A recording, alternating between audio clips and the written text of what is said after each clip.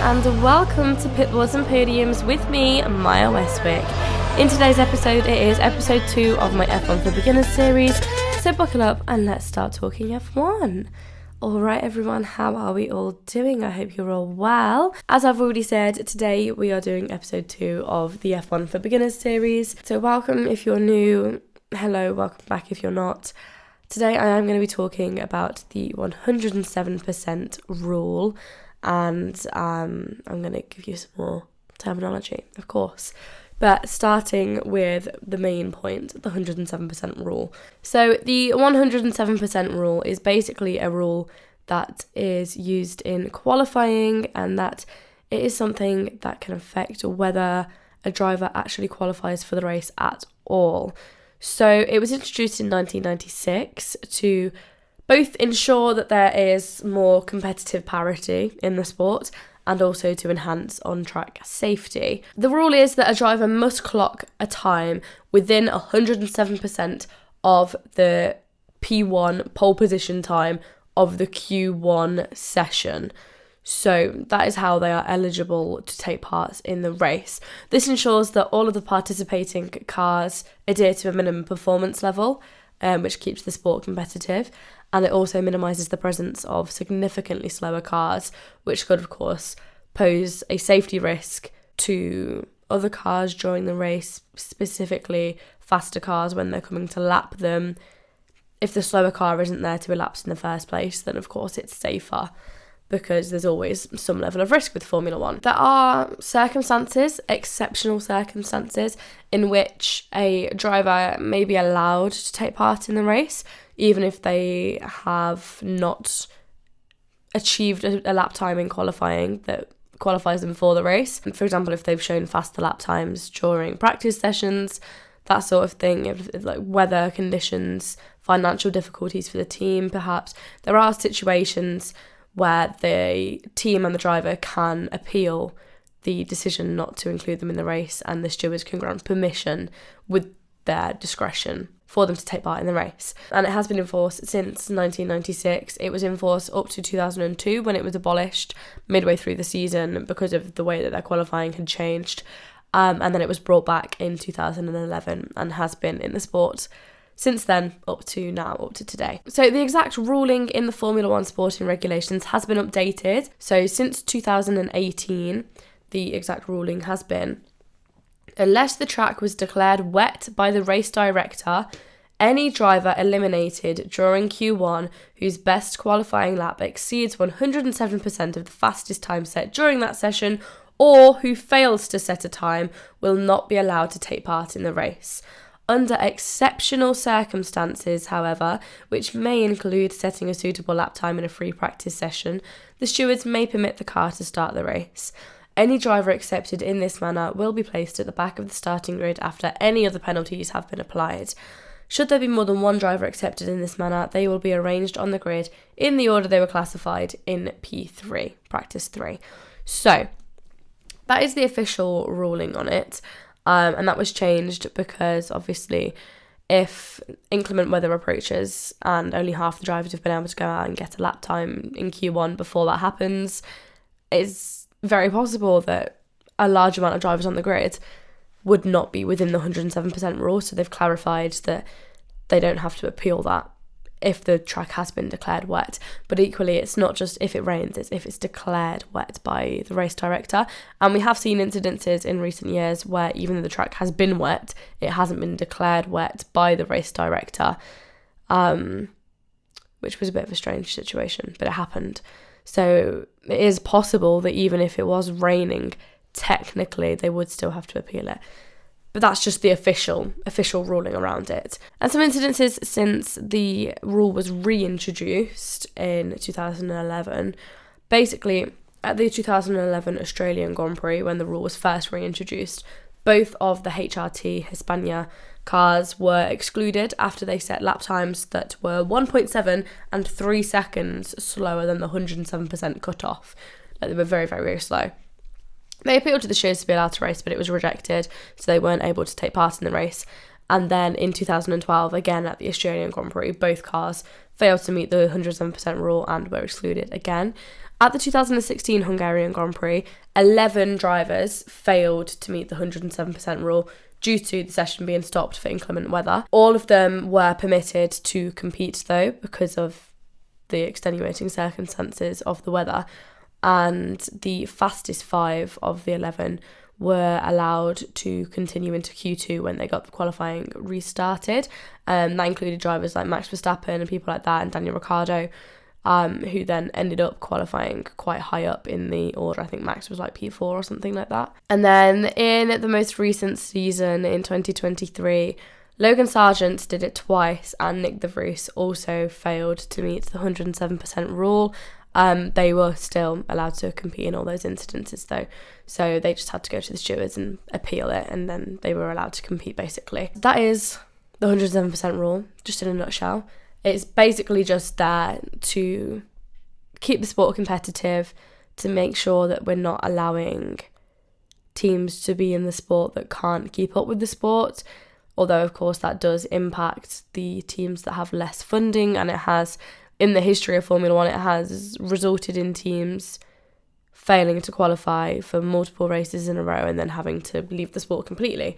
So of course it's ruthless, but that is Formula One, and it means that of course the teams aren't necessarily putting their drivers at risk unnecessarily with there being particularly slow cars on track, because if you're going at hundreds of miles an hour and there's a car that just isn't capable of going that fast, that is of course dangerous. I'm going to move on to some of the terminology. I will of course explain more rules and regulations and stuff of Formula One in other podcasts and other episodes, but that was just the one that I wanted to focus on today because it was one that was mentioned a few times in the 2023 season.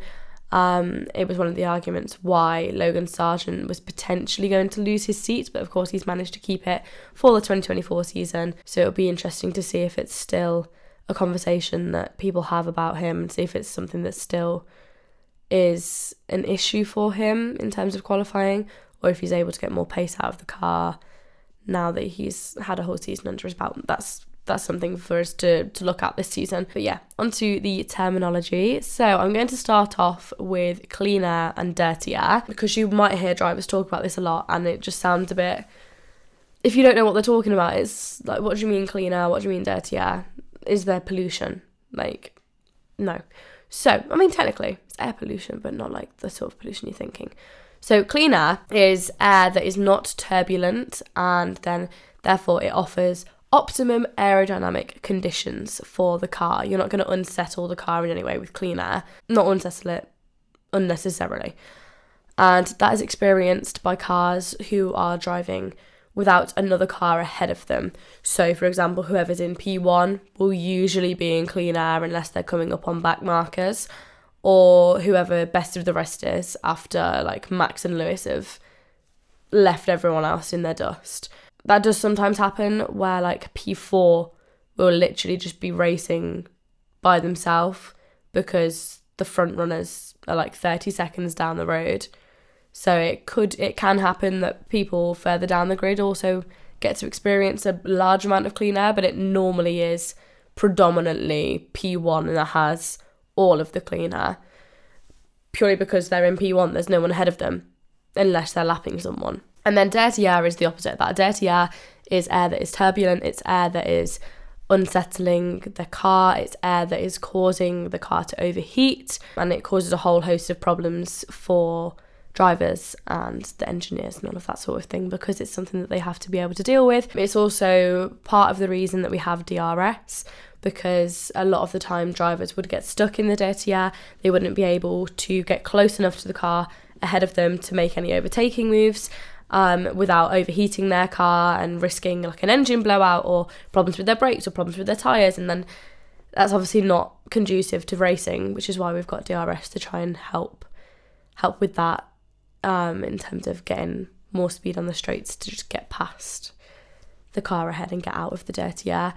But it is why very often you'll see, if after a few laps a driver hasn't been able to get past, they will drop back to try and get themselves a bit of clean air to just cool their car down. And you will sometimes hear team radios where the drivers are being told that they need to cool their car down because they've spent too long being too close behind the car in front of them, especially at circuits where the circuit's more demanding on the cars anyway. It can be a bit of an issue in that sort of situation, like in hot circuits, so a lot of the Middle East circuits, in places like Mexico where the altitude's a problem, that sort of thing. When there's already environmental issues that affect how the car performs, you don't want to be getting stuck in the dirty air for too long, because otherwise your car's not going to work. The next thing I'm going to talk about is degradation, and that is the process by which a tyre loses performance or grip. It is not the tyre wearing, it's not tyre wear, it's not the tread wearing away, it's specifically to do with how the tyre is performing. So if your tyre has degraded, then that is referring to you having much less grip and it being more difficult to make the car do what you want to do, or that's referring to the tyre not being as fast anymore and you're not being able to go as quickly as you could before because the tyre doesn't have it in anymore. It's not specifically talking about physically the tyre degrading, although of course the two of them do go hand in hand, because your tyre wearing down is what is causing the degradation, but they're not the exact same thing. I'm going to talk about the delta time because you will probably hear on teen radios, especially if there's safety cars, all of that sort of thing, you will hear the drivers being told to drive to a delta. The delta is basically the time difference between two different laps or two different cars. So you could hear a driver ask what is the delta to another driver, so they can see how far off another driver's lap time they are. They could be told the delta to their previous lap, so that they know how much faster or slower their most recent attempt was than the attempt before. But in terms of safety car and all of that sort of thing, that is when they have to drive to the delta. Basically means they have the number on their dash, and the Formula 1 steering wheel has all sorts of buttons and screens and all sorts on it. They have a dash on it and they will have the number on there, and it will say either plus whatever or minus whatever.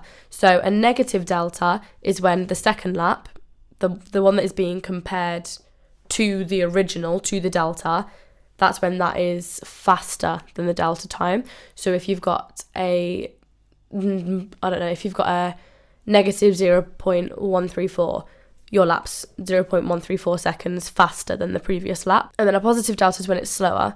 So, for example, plus 0.134 is 0.134 seconds slower.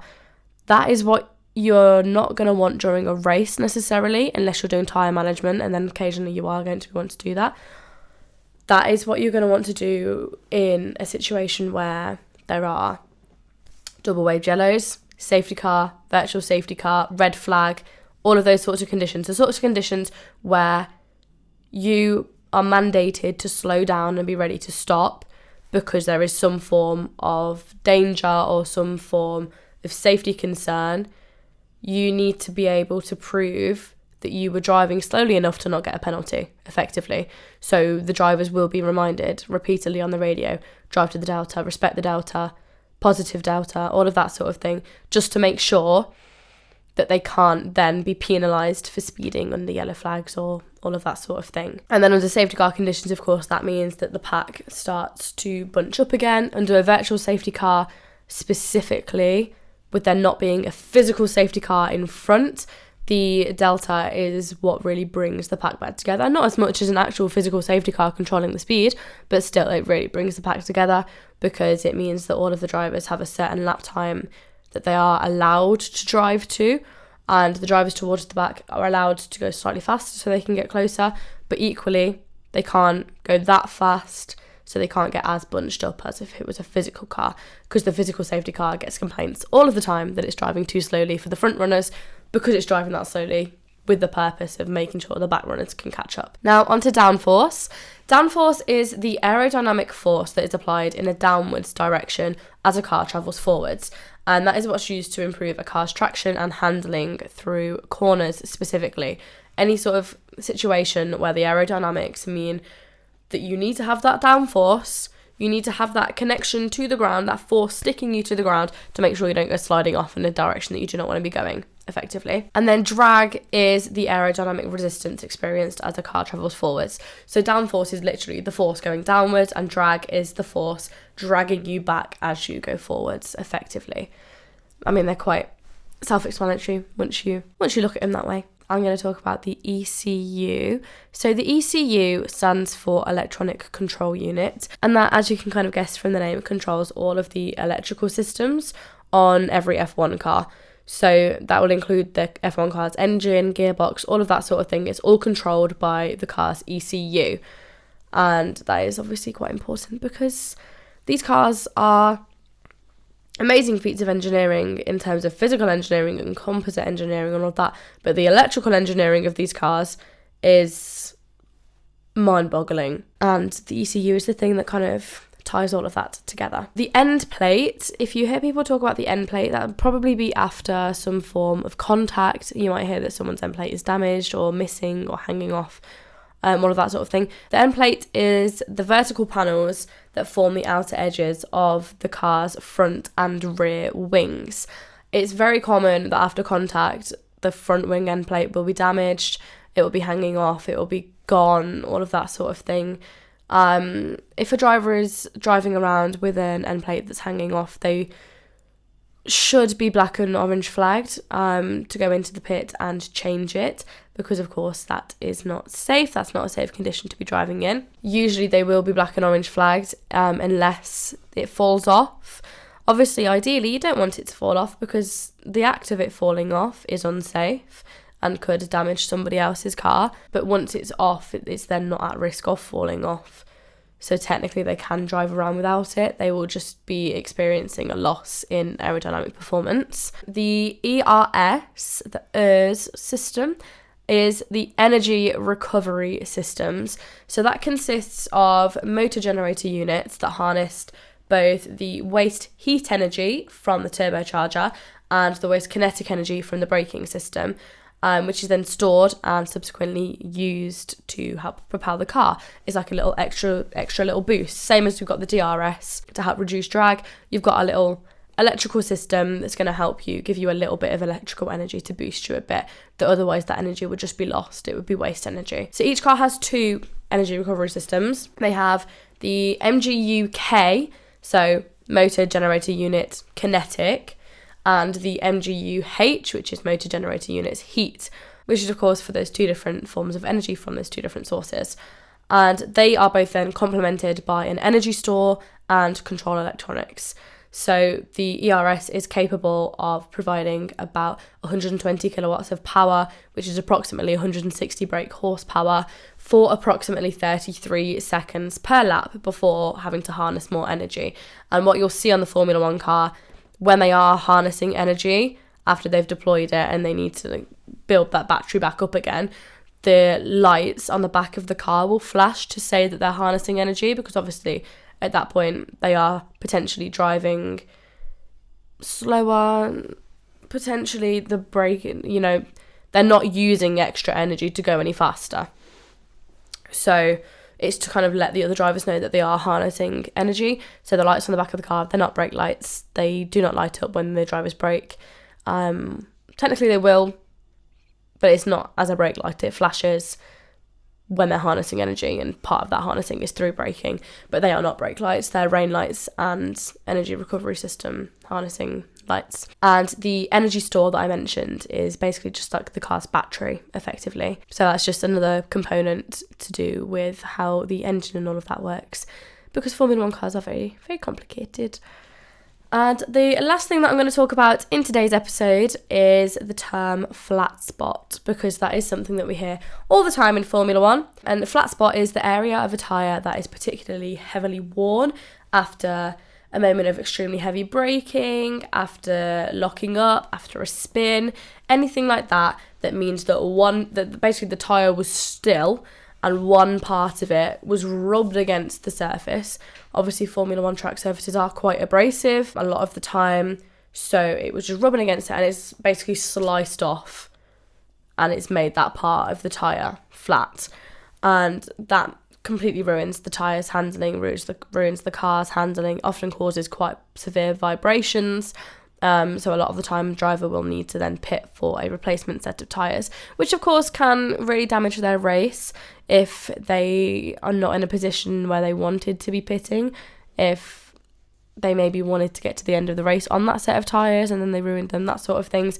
It can be quite damaging for the race, or even for qualifying if they flat spot the tyres on a qualifying run and then they don't have enough time to go and change tyres to do another run and refuel and all of that sort of thing. It can be very detrimental to them. So it's not something that drivers want to happen. It's something that they will try and avoid if they can. But, you know, sometimes things happen. Sometimes they have spins. Sometimes the cars lock up because the brakes are cold. Like, it happens. So it's just something that they have to be able to deal with. But yeah, severe flat spots, you wouldn't have to change the tyres. You can't keep driving on them because the vibrations are too severe. It's not ideal for them, is it? That is everything that I was going to cover for you today. I hope you enjoyed. I hope it was very informative and useful for you. And of course, I will be posting another F1 for Beginners episode next week. They are coming out every single Friday. So there'll be another one for you next Friday. The next episode you've got coming up for you at all, though, is this Sunday. It's Sir Lewis Hamilton's driver profile because of it being his birthday. And then next Wednesday, I will be talking about Toto Wolff because it's his birthday. And I thought, you know, since we're in Capricorn season, why not give a little spotlight to the Capricorn men that are running this sport? And then I'll carry on with the rest of the driver profiles from next Sunday, from the 14th. So yeah, thank you very, very much for listening. If you enjoyed this, if you found it useful or anything like that, please do let me know. You know, rate, like, subscribe, comment, message me, anything. But yeah, I really appreciate you listening, and I hope that I've been helpful. And I will see you very, very soon with another episode. Bye!